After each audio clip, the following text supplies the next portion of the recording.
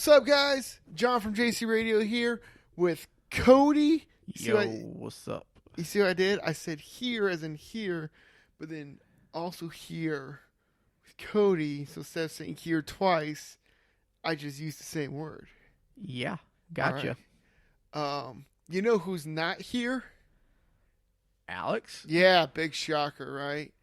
I mean, that's what happens when your wife works for a school and it is parent-teacher conference time. Oh, no one ever paid attention to those. But you know what people do pay attention to?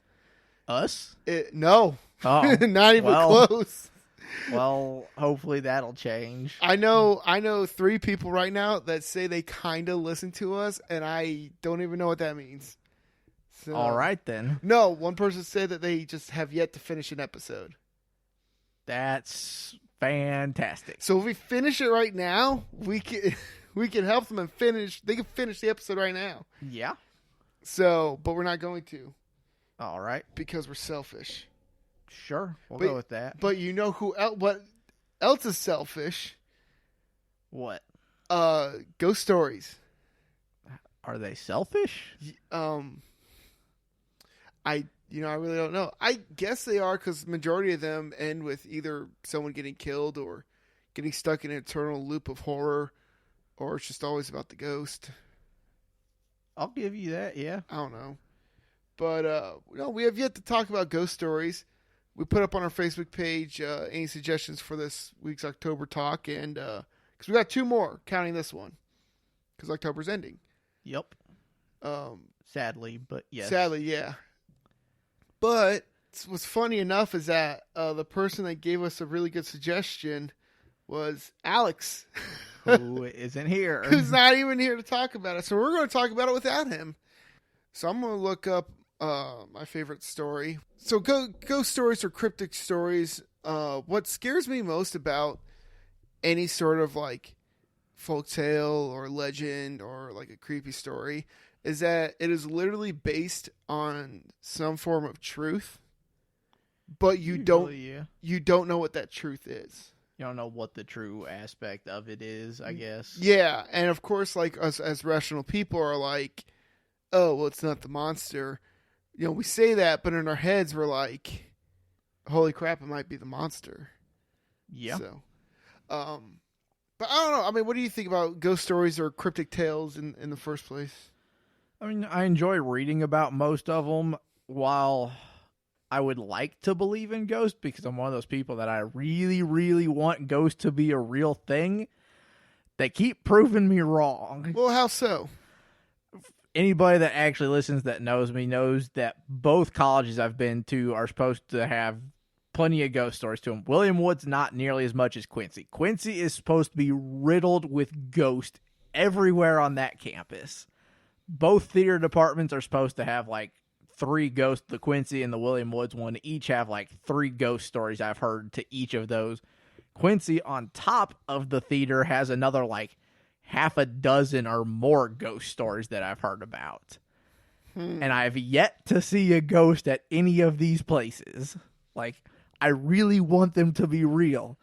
But everywhere I go where people are like, oh, there's ghosts here, nothing ever happens. Well, like, are you expecting to see like a transparent human or something move? Just anything. Really? So at this point, you're just like anything. Anything. Okay. Because like I've been in the Quincy theater working until like 1 a.m. before. It's a long time. Yeah. That's what happens when sets need done. But anyways, usually, you're like, okay, I'll probably hear something at the very least, or I'll hear something move. All I heard was standard air duct noises. One of the ghost stories from Quincy wasn't one that you really expect to see much. It was just that the guy that the theater up there is named after is supposed to be in like a specific seat up there. Every now and then someone might see him sitting up there, but he doesn't really do anything. He just kind of watches over the theater. So that one I was like, okay, probably not going to see that. Well, what you should have done was sit in your seat. I did. And no, not your seat, in his seat. Well, during a show. And then be like, wait for as much as I would like to try that. It's kind of hard when you're either working in the booth or on the stage. Well, no, go back now. You're not going to school there anymore. Sadly, the theater department no longer exists. Well, then how are we supposed to do this experiment then? That is the problem. I mean, I could go on about ghost stories with different places, which I might do later, but I'm just getting into the stuff. I want to believe in ghosts, but they keep not doing anything. I believe in ghosts. I'll say that. I do. I don't believe that they can touch you. I don't know if anyone's ever believed they could really touch you. Most of the time. I've been places or near people where they're like, I've been touched by a ghost. Really? I thought most of the time people were like, oh, it kind of phases through you. No, I will say I was in a relationship with somebody that was convinced that ghosts can touch you. And when we both went to the state penitentiary or whatever in Jeff City. Oh, Missouri State Pen? Yeah, the Missouri State Pen. Another place I've been that I haven't seen any ghosts. I didn't see any ghosts there. I thought it was a really cool place, though. Oh, yeah. And towards the middle of the tour, when we were leaving the dungeon, this girl could have sworn she felt someone's hand on her back pushing her, and she thought it was her dad, but her dad was like, "Oh, it wasn't me." Like swears up and down. So she was like freaking out, like crying and everything. But like I'm like 90% sure it was her dad. But the lady there was like, "Oh yeah, no, they'll touch you and they'll push you around and stuff." I kind of feel bad though, because like 5 minutes after that, I accidentally dropped my light because they give you flashlights. Like those. Oh, were you in for like the late night tour? Yeah. Okay. They give you flashlights, and I had one of those flashlights that looks like a lantern. Yeah. And I accidentally dropped that, and like it broke. Ooh. But I turned around and I was like, "Who did that? Was it?" I was like, "It couldn't have been. It was no way." And she started freaking out again. Was like, "Did the ghost just smack that out of his hand?" And like, we all had to explain to her that like I was just being an idiot. So, but yeah, no. Anyways, but yeah, I believe in ghosts. I believe in spirits and whatnot, and demons, to be honest. But I don't believe that they can physically touch you. Okay. But I do think they have some sort of power over us, and that I don't really want to get into explaining that, but like, okay. I mean, when you die and of course go to the other side, I feel like you obviously have more knowledge than us. So even though you can't touch someone, I still feel you could have an influence over them. So fair enough. So, anyways, that's just me. Yo, my phone went off. Oh boy, dude, that's awesome. That means somebody wants to get a hold of me. Hopefully about the podcast. Oh yeah, no, it's it's always about the podcast when people try to get a hold of me. Always. I'm just like, oh guys, that's just too much. But anyways, what I'm iffy about believing in is the certain creatures that these ghost stories are about. I guess which story? Well, I guess, are we talking ghost stories or just like paranormal stuff in general? Because some of them out there I've heard of that aren't necessarily what I would call a ghost. Like one of the big stories that was going around, especially when I first got into college, was the Slender Man lore. That was to me that's more like a folktale. Okay. Than it is like a ghost story. What's the difference between a ghost story and a paranormal story? Paranormal is anything that's like supernatural, like. But a ghost is supernatural. Yeah, but that's just one thing within that. Ghosts are one kind of supernatural thing. I mean, there's demons. Obviously, you've got the ghost. I mean, supernaturals hit a lot of those. Would angels be? Yeah, that'd be a paranormal thing. What about, of course, like a poltergeist, of course. Yeah, poltergeist is kind of more of just an evil ghost, I think. No. But essentially, a poltergeist is a plethora of ghosts or entities. Okay. I mean, a orgy, if you will. All right. So, I'd say like a Wendigo is probably like a supernatural thing, but I wouldn't call it like a ghost. So the Wendigo, funny you bring that up, is my all-time favorite, I guess, ghost story, cryptic tale. But also, really? Why the Wendigo? Well, I'm getting there. Okay. But it's also the one that like has like scarred me and like has like traumatized me the most. Like it's to this day, it's like creepy to me. And some days I think about it. So like, as you can see right here, the Wendigo, or Wendigo, anyways, is a mythological man-eating creature or evil spirit from the folklore of the Native American Algonquin tribes. I'm sorry for butchering that. Based on the northern forests of Nova Nova Scotia. Scotia. So, hey, everyone just realized now that I can't read. Anyways, the east coast of Canada and the Great Lakes region of Canada. Now, here's the thing. Growing up, I went camping a lot with my family ever since I could walk, once a month growing up, actually till about last year. And being in the East Coast, especially exploring the Appalachian Mountains, there are a lot of tall tales and folklores and scary stories out there. Yeah, not some, so. Yeah, some not so scary, some very beautiful stories actually. But when I was 5 years old, okay, my dad told me the story of the Wendigo. Now, my dad was a scoutmaster and went out with the scouts a lot, camping. So not only did he go camping a lot there, he would camp with us a lot. Yeah, and he would take us to a lot of those camping spots that we went to. Okay. When I was 5 years old and I think we were talking about going camping. Like me and my brother was like, hey, we want to go camping. My dad told a story about when he was last out with the scouts and how they ran lost into a Wendigo. Well, kind of. They lost 3 scouts. And he's like, hey, I know this great spot, but this is what happened. The true story behind this was that they did lose 3 scouts on the trail. They went off trail. And, rule number 1, you don't go off trail. Rule number 2 is that you don't move. You stay where you're at. But they kept moving. I think it was like a day or two. Like they finally found them. But okay, so it's not like they lost them just for a little bit. They found them a little bit. But the twist to that story was that my dad added that basically they found the Wendigo's lair. Oh. And yeah. And that they came across what they said looked like a witch. Which if you look at the Wendigo, I guess from a distance you could say it looks like a witch. Yeah. I mean, I'd say if you're out from a distance, that would definitely look like a witch. Yeah. And he said what happened was when they went off trail and at night they would hear the wind saying the Wendigo, which in the actual tale, that's what happens. These people are in the snow hiking and they keep hearing the Wendigo and they keep seeing these bloody footprints in the snow. Okay. My dad didn't say anything about the bloody footprints, but he did say how in the wind would whisper the Wendigo. And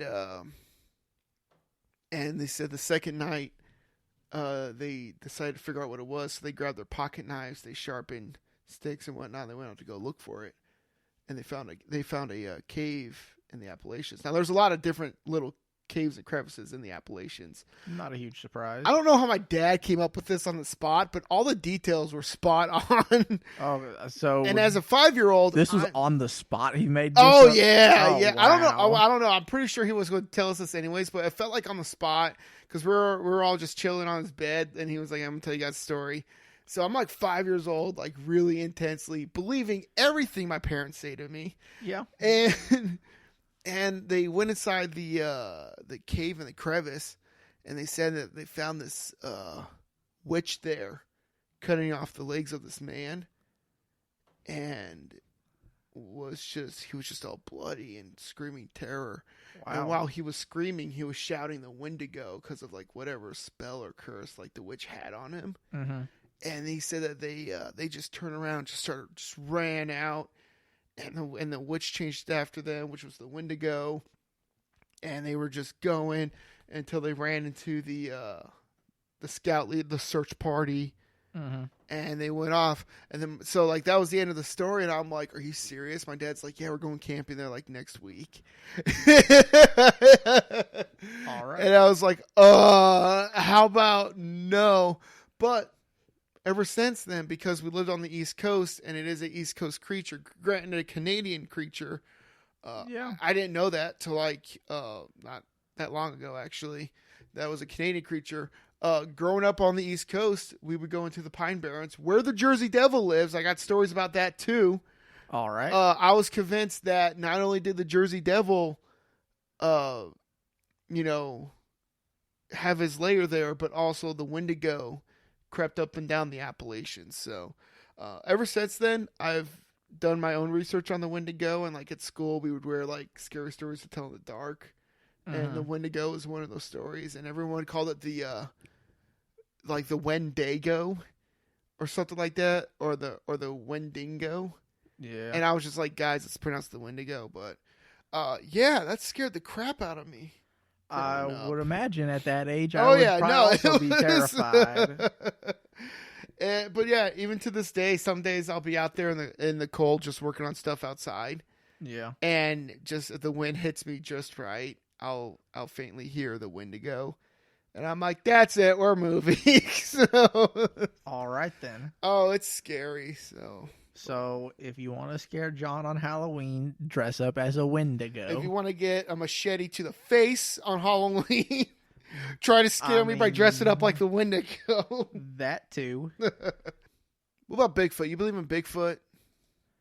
Bigfoot is one of those myths that I'm going to say is just a myth. Like, I don't think there's anything to go on with Bigfoot. I think he just is a myth. Well, like we said earlier, here's the creepy part. With like the Wendigo or with like Bigfoot, what do you think the truth is behind those tales? And with Bigfoot, I'd say the easiest thing is probably that, well, first, I guess it depends where it comes from, because each area kind of has its own Bigfoot lore, so I'm not sure how every place kind of came up with one, because, I mean, you've got the Bigfoot, you've got the Yeti, you've got El Chupacabra, which is kind of like a Bigfoot. The Chupacabra is a little different, but it's kind of like a Bigfoot. I guess it is the Mexico Bigfoot. So they each kind of have their own Bigfoot-ish stories, but I feel like really they probably just saw some really big dude out in the woods and were just like, oh gosh, it's a creature, and it really wasn't. So like, what if like the Yeti up in the, Arctics, the Chupacabra down south, the Bigfoot here, yeah. or what if it is actually like the same person just living off the land? It'd be kind of impressive. That is your thought is impressive. Yeah. Not flipping scary beyond all means, because Bigfoot has been sighted in like Russia too. Supposedly. Well, supposedly, but they got the same kind of evidence as we do out here. Which really isn't all that much. You still wouldn't be scared if it was just like, hey, turns out it was the same thing all these years. Like, eating goats and killing people. I mean, a little bit, because it'd be a little concerning. That's like, okay, how is it still alive? And, like, it's real, and it literally could be in your backyard. I mean, nothing's ever really said it's like a hostile creature unless you go after it. I'm not gonna lie, I'm a little scared to be driving home right now because you live in the middle of nowhere, Missouri, on a dirt road in the middle of the woods. Well, then this was a real bad idea to talk about tonight. Well, this is a bad idea to record this at your place and not mine, so. Well, one of us was going to have to drive on a dirt road in the middle of nowhere. Well, I'm going to be selfish like a ghost story and say it should have been you. Okay. But there's a lot of different creatures and... Yeah, I mean, even just Fulton alone had, well, the Fulton-ish, Callaway County, I'll just say, not even just Fulton area, but Callaway County has several different ghost stories involving it. Well, yeah, like there's that like one haunted bridge where like apparently way back in the day they used to hang people off of this bridge, like slaves or something like that. Remember that one? It depends which one you're talking about. The one up... Are you talking about 9 Mile? Out by Avaz, kind of? Yeah, I think so, yeah. Actually, no, not out by Avaz. Down Calwood area? Yeah. Okay. Yeah, there's a couple with that one. There's the hanging story. There's also a ghost story involving that same bridge where supposedly if you go out at night, you'll hear the screams of babies that were drowned out there. Yeah. Out on Dark Holler Road, there's like 2 or 3 ghost stories out there. One of them is that like a panther or something had gotten loose from, I believe it was a circus. Oh, yeah, I heard about that one, yeah. And like if you see it coming at you, it'll go straight through the car and like everything will be all bloody and stuff. Yeah, I don't know how much truth there is to that one, because that one seems the least likely out of any of them, because I'm like, I don't know how much in that one. There's one where supposedly you'll see like the ghost of like old Civil War soldiers out there as well.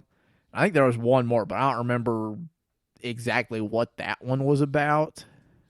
Well, I remember one where it's like if you go on the bridge on 9 Mile, and you like dangle your feet off, you could feel like the dead babies and like the people they hung from there like tickling your feet. Yeah, I've heard that one with it too. I also heard that like if you park it at the edge and like cover your car in like baby powder and like walk away, see, like, yeah, they come back. Footprints and handprints. Yeah, and like whatever. foot and handprints on there, stuff like that. Yeah, there's, for how small Callaway County is, there's a decent amount of ghost stories involving the county. Yeah, it's kind of weird. Yeah, which is even creepier. Yeah. So, but did you hear about the true story about the missing campers that were in the snow in Russia? I don't know if it's the Russian. Did they make a movie on it? It wouldn't surprise me. Okay, there's a movie I've seen about a group of like hikers. I don't know if they were campers, but they were trying to do something on this mountain. It might have been the Russia one, but I don't know if it was that one or not that they made a movie on. It obviously had some weird twist in it, but that's to make it a movie and make it more, Hollywood-like. Yeah, that's okay. So it's the the Dyatlov. What is that? Dyatlov Pass incident. Yep, I've read up on that one actually. It's actually really interesting. Again, the movie takes some very creative liberties with it just because, you got to make it a movie, so, it does that. But, yeah, I've actually read up, like, on everything there is behind that, and it's interesting. It definitely sounds like something went down, but it's hard to say what. Yeah, and like this, I was kind of told this as a ghost story, and then, like, when I was, like, 16, one of my youth leaders was like, no, like, that was an actual real story. Oh, yeah, I mean... And I was like, what? But it's kind of a ghost story, but at the same time, I mean, it was real. So, like, it was 1959 in February. This here says February 2nd, but I don't know how accurate that is. But 9 people were dead from hypothermia and physical traumas. Basically, what happened was they found these... they found, like 5 people dead at the campsite. And it was, like, I don't know if it was 5 like at the that. campsite. I don't remember. I'd have to look at all the stats. Or it was probably like 6, again. and they found like 3 people away from the campsite. But basically, what happened was like these campers went missing in the snow in Russia, and after a search team was looking for them, they found their tents and stuff, and everyone was dead. The thing was like it was really weird. It was really how weird. Everything happened. Yeah, because one, like there was trauma to them. And they were like, they died from trauma and hypothermia, but there was no footprints or sign of a fight or anything attacking them. Yeah. It showed like none of them left their tents, so something like broke open their tents and went inside their tents. Oh yeah. And then after that, it looked like they were being chased because they found like other prints and tracks of the other people, but they were found dead like a few feet or a few miles down, do the same thing, but there was no trace of like what could have attacked them or what could have done this to them. I've heard the 2 biggest explanations I've heard from this was one, of course, like the Russian Bigfoot or the snow monster. Yeah. The second one was it was they accidentally came across a like secret like Russian military experiment, and that's where the movie goes with it on it. Is that what they go with? They go with like there was some weird like Russian experiment or something going on out there, because you see one of the guys at one point come across these dudes that like just come out of the mountain, and he's like, wait, what the hell? Yeah. And it goes down that path in the end, which is where it also kind of ties in with the weird like Bigfoot thing, because it's like, oh well, they're experimenting on these people and this stuff happened. Movie again takes some creative liberties, but it has the main gist of the story still there. Yeah, it's crazy. And like you know, I don't know. I'm not gonna lie, this stuff is really freaking me out right now, just because I know I have to go outside later. Yeah. Can I sleep over? Anyways, but no, I mean, but I remember getting told that, and then realizing there's nothing more terrifying than hearing a ghost story and then somebody going, "Oh no, that's real." Yeah. It says that 6 of them died from hypothermia, while 3 others showed signs of physical trauma. 1 had a fractured skull, and 2 others had major chest fractures. Numerous theories have been put forward to account for the unexplained deaths, including animal attacks, which is very possible. There would have been evidence of animals there. Yeah, but I mean, as far as a theory, that's probably the most plausible But what theory. animal would do that? Would attack like that besides like a ram or like a... Oh, dude, no idea. Exactly, and in that part of Russia, like there were no animals Hypothermia, there. which obviously some of them did die from hypothermia. An avalanche, which based on the way some of the campsite and stuff was found, I don't think it was an avalanche. Catabolic winds, not really sure what that means. Infrasound induced panic, so essentially like they started hearing things and it made them go crazy. I heard that one too. And the one that the movie went with was the military involvement. Yeah. Or also I heard one where like one of them went crazy and then like at the end like killed themselves. Yeah. So yeah, no, dude, it's a wild story. I'd recommend everybody kind of looking into it. The movie itself isn't that great. If you want to watch it, go for it. I'll let you know the name of that here in a second. If I can find it. Oh, it's just called The Devil's Pass. That's the movie on it. Oh, okay. Again, it's okay. It's not great, but if you want to check it out, check it out. It's an easy way to get like a lot of the gist of the story with also, Hollywood's own spin on it. Mm-hmm. I don't know, man. I mean, there's a lot of like different like cryptic tales and like cryptic, folklores, and holy crap, you scared the crap out of me. Man, people coming up behind me like that. Okay, so I don't know. I mean, do you have any other like ghost stories or like folklores that like fascinate you? I mean, at one time I looked into the Slender Man stuff, and then I went, no thanks, because it was creepy. What was so creepy about the Slender Man? Dude. I don't know anything about the Slender Man story. I just played the video game. I mean, it's essentially mostly what was in the game is really what freaked me out, because my freshman year up at Quincy, a couple of my buddies were like, hey, have you heard of this game? And I was like, no, what is it? And they're like, oh, well, we're going to play it. And I was like, okay, let's see how this goes. And they put Slender on, and they had told me a little bit of like the lore behind it. And after seeing the game, it just freaked me out. Like at one point, I'm pretty sure I jumped about 5 feet in the air and hid behind the couch because I was like, no, I'm done with this. You know what? Good for that game, because you can't even jump 2 feet right now, I bet. Right? He's like, you're right. For the people that don't know who the Slender Man is, which at this point I'd be surprised if you don't, he was really big in pop culture for a bit there around 2012. No, it was like 13 to 2012, 15. 13-ish. It started in 12, got big in 13, and like ended in like 2015. Yeah. So there for a couple of years, but Slender Man is supposed to be this really tall dude. I don't know. And they just made a movie out of him too. Just throwing that out there. Yeah. So this really tall dude, they don't really ever say height. I'm guessing somewhere around like 7 foot, just because to like most 8 or people, 9. they don't really say that he's like abnormally tall, just that he's really tall. And I mean, to a normal person, you walk up to like Yao Ming, who's like 7'6", and you'd go, whoa. I guess, yeah. So somewhere around like 7-ish foot, maybe bigger. He's got really long arms, but he wears a suit, and you don't see like his fingers. You just see his arms keep going. They're supposed to be like obnoxiously long. Yeah, I'm like, you can kind of see like claws. He has no face, and whenever you look at the guy, he doesn't move. But when you turn away, he starts moving. The catch is, if you look at him too long, you go insane. And you get And sad. at the same time, Like if you try and record him on any kind of like video camera or like microphone or anything, you get like a lot of static feedback the closer he gets to it. It's like if he's right up on a camera, it's like 100% static feedback. You're just going to kind of see the silhouette of maybe the dude in it. And same with like a recording, you're going to have a lot of static feedback in there. So hearing all of this and then playing the game, it just freaked me out. I was done with it.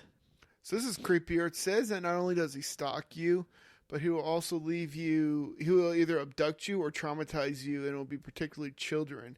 The Slender Man does not have a confined, or is not confined to a single native area, but will appear in different parts of the world. Wow, that's creepy. Okay. No, I mean, Slender Man's kind of weird.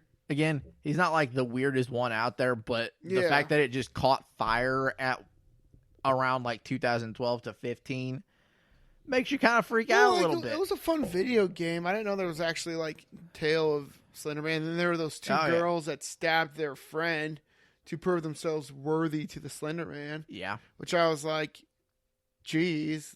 Yeah. But no, like it's hard to like, because like there's a lot of different like folklores and tales. I mean, like we even go down to the roots of like Dracula or the swamp monster. Yeah. Stuff like that. And then like there's things that are real. Like isn't like the Chainsaw Massacre, like the Texas Chainsaw Massacre, like it's based on a true story. Yeah, like that's pretty not creepy. Like super true, but it does have some truth behind it. I can't remember what exactly, but yeah, I mean, there is some truth behind the Texas Chainsaw Massacre guy. Probably one of the most known urban legends is obviously Bloody Mary. I forgot about Bloody Mary. Did you ever do that as a kid? No. You want to do it now? I mean, not particularly. No, I don't either. Okay. I feel like, like as much as, Goosebumps is like a cult, not Goosebumps. What am I thinking of? We just talked about it the other week. Are you afraid of the dark? No. Goosebumps. Movie? Michael Keaton. Beetlejuice. I feel like in Beetlejuice, they pretty much just ripped off Bloody Mary with the whole say the name 3 times Bloody and they Mary, show up. Bloody Mary. Well, okay, so isn't it like, 'cause I remember hearing about Bloody Mary in like 2nd grade. Bloody Mary's like a super old one. It's kind of weird how like 1st and 2nd graders are like, you hear about Bloody Mary? Yeah. And then they go do that. My friends swear it happened to them, but my friends in 2nd grade were also liars. So, what is it? You're supposed to go in your bathroom and like turn off the light and say Bloody Mary 3 times, and when you turn it on, she shows up. Well, I'll let you know in just a second because I've got it up. Like that's what I know. Apparently, like a candle's involved, but I'm like, what kind of bullcrap ghost is that just shows up in the mirror anywhere? You know? Yeah. This one's not really giving me a lot to go on. Well, this reminds me of like another ghost story I heard. It's like one of those like really short ghost stories, but it was like, you look at yourself in the mirror, and then you realize your reflection is moving. And yeah, but it's trying to mouth something, and you can't figure out what it's mouthing, but it's freaking out. It's banging on the glass. And then finally, when it's almost too late, you realize it's saying it's under the bed. Okay. Yeah. I hadn't heard that one before. It's creepy. Yeah, let us know what your favorite, I guess, folklore / paranormal scary stuff story is. I got another short scary story. Okay. Do you want to hear it? Yeah, go for it. Okay. Dude. Last man on earth sits down in a chair. All of a sudden, hears a knock at the door. Okay. That's it. Oh. All right, then. Well, think about like these things are supposed to make you think. Like at first you're just like, yeah. But like put yourself in that position. Like you're literally like, say you're in a secluded area, not a soul around you, but all of a sudden you hear a. Oh yeah, no, dude. If I was in a place by myself and I hear a knock on the door, I'm probably gonna flip my lid. Like I'm gonna freak out. Now imagine if like you knew you were the last person on Earth and the only thing alive was animals, and you heard a knock on the door. Would you answer it? See, I want to say I would probably have one of those little like glass door thingies. Like the eye holes? Yeah, the eye What if hole you on look there, through but the I eye probably hole? wouldn't, in all honesty. What if you look through the eye hole and like you don't see anything? At that point, I'm probably just going to think like some animal accidentally ran into my door. And then you turn around and it's still a... If I turn around and hear it again, then I'm a freak out. That's when I'm going to go hide and lock myself somewhere and be like, nope, I'm done. You're just like, no. Well, okay. Now, say you lock yourself somewhere. Say a secret place nobody knows about. Okay. All right. And then after like 5 minutes, you hear like the creaking of the door open and footsteps. Yeah, no thanks. I'm just, no. Oh, man. We could add on to that. But again, I am freaking myself out right now. And I don't know why. Hey, Cody, if I get in my car and I'm driving and 3 seconds down the road, you get a phone call from me, you best better answer. All right. There's one thing I wanted to talk about, but I don't remember what it's called because it was a psychology experiment, but it's really freaky. Okay, well, you keep looking. I got another short story for you. Okay. That scary moment when you fall through ice and you're perfectly fine, but you swim back up, but you never realized how fast water could freeze over again. Yeah. It's freaky. It's Yeah. freaky. I would hate for that moment. Oh, man. I remember reading a bunch of these. Oh, there was that one story that Alice Cooper posted. I mean, one of the crazier ones, it's not a creepy one, but for a crazy psychology experiment, the Stanford prison experiment it went off the rails quick. Was that the one where, like, they just took normal people? Yeah, they wanted to show how easily a person can get corrupted with power. Yeah. And essentially they took regular college students, made some of them prison guards, made some of them inmates, and like, it was none of them supposed knew to each other either. No, none of them knew each other. The experiment itself was supposed to last like 2 weeks. They shut it down in 5 days. It got so bad. Well, I mean, yeah, what did you expect? They didn't expect it to go off the rails that fast. Like day one, this experiment was already going downhill fast. Like they had to end it quick. Yeah, it's crazy. What was I saying? You were talking about...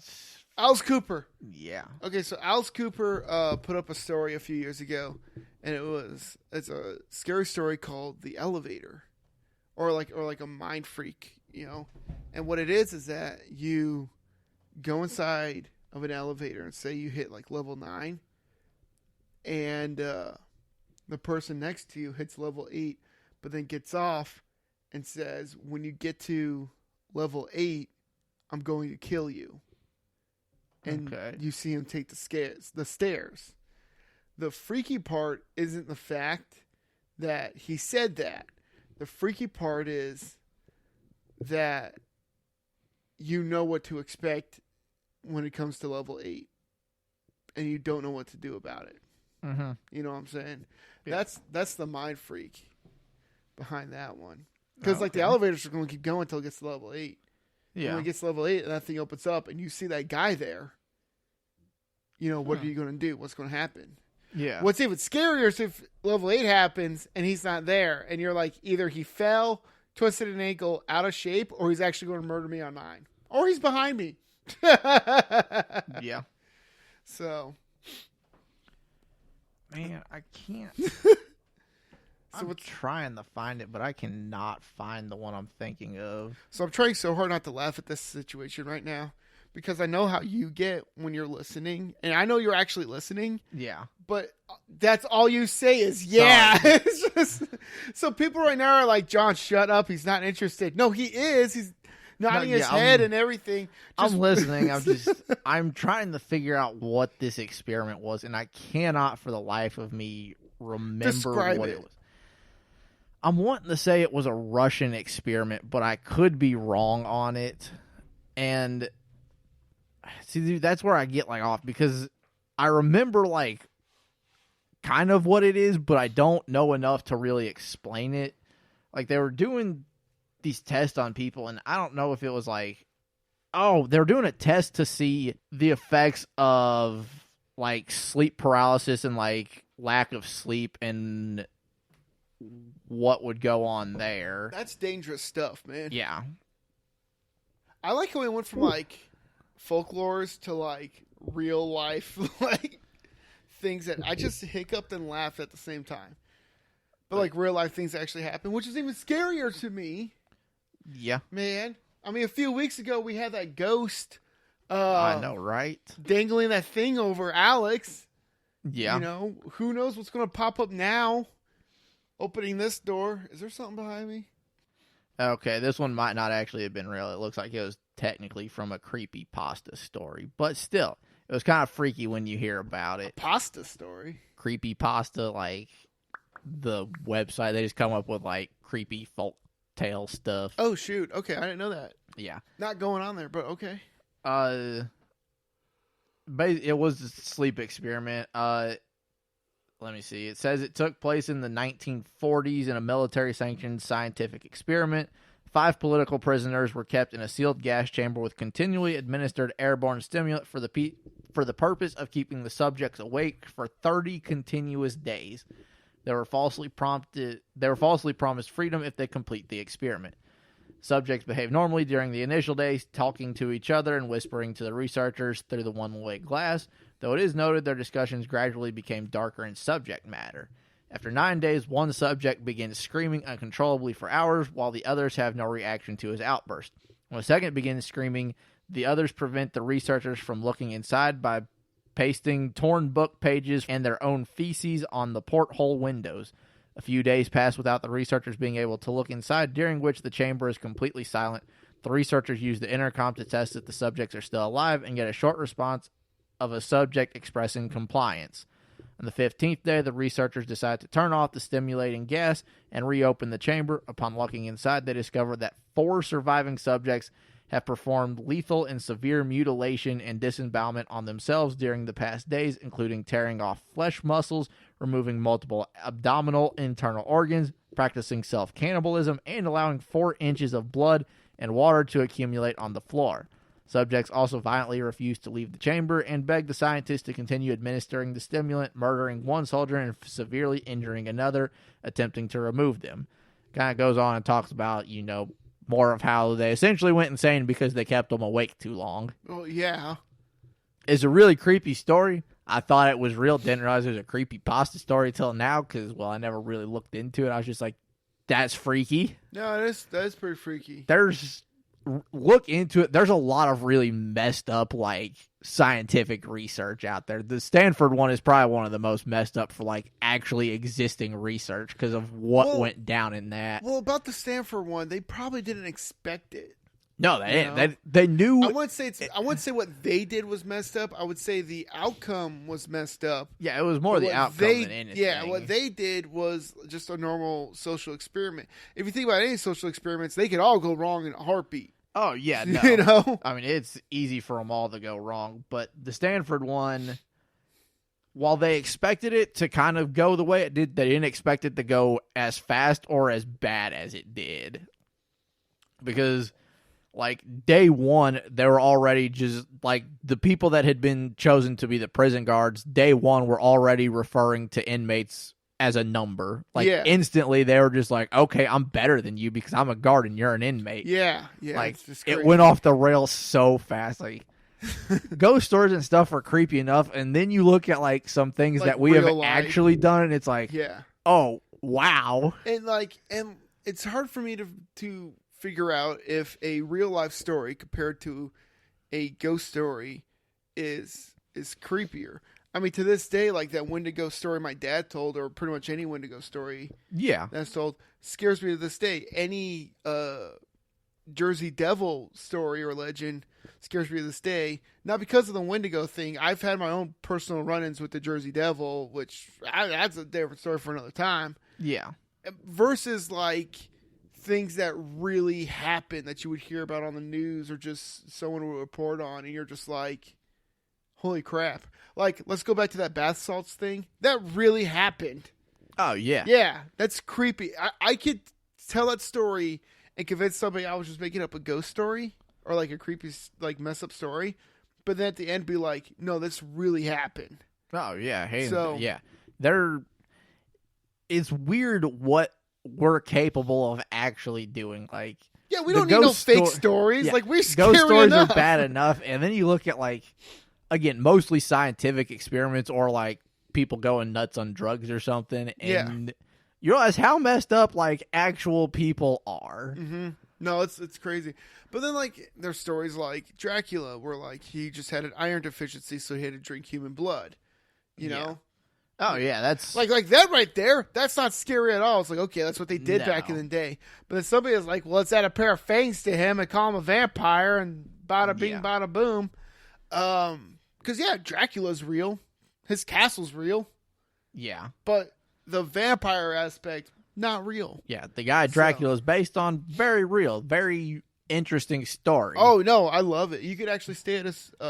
really? You can stay at his You castle, can stay at his castle. They kind of like turned it to like a hotel or something like that. dude? I know we need to go. Yes, I've been begging my wife for us to go. She just keeps saying no. I'm. If there was a time for you to see a ghost and for me to just pee my pants for being scared, it is at Dracula's castle. Yes, I So- want to go.